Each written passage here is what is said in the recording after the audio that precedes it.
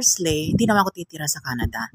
Maniningil lang ako ng money tax ransom before me is betting Canadian people about politics and wars. So many disappointment for payment and collected. Sisingilin ko ang government of Canada about just and treasure for all Canadian, Philippines, and America. Yun lang kailangan ko sa mga government. Wala akong pakalam sa future dyan. Kung maibigay nyo sa akin ang gusto ko, hindi ko kayo papakalabas akong tayo. Huwag ka ng building, kahit ilang building itayo nyo sa earth. Kahit yung katawan nyo, lagyan nyo ng building. Pag kayo namatay, palagyan nyo ng generator yung katawan nyo, Mr. President or rich people. Para maging santo kayo o robot na dinidisplay dyan sa bahay nyo. Lang, huwag nyo pasisikatan ng araw bago kayo pabulok at anayin at kalawangin. Aamoy at mabaho pa rin yan. You know, understanding is my point. I don't care about Canada. Kaya lang naman gusto ko sa Canada. Gusto ko makapasok ng Canada. Siyempre, may gusto kong gawin.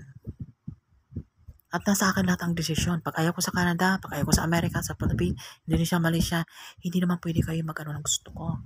At kung anong kakainin ko, ako din may gusto. At katawan ko at speech ko ang sinasabi ko dahil ako lang nakakaintindi kayo. Naintindihan nyo?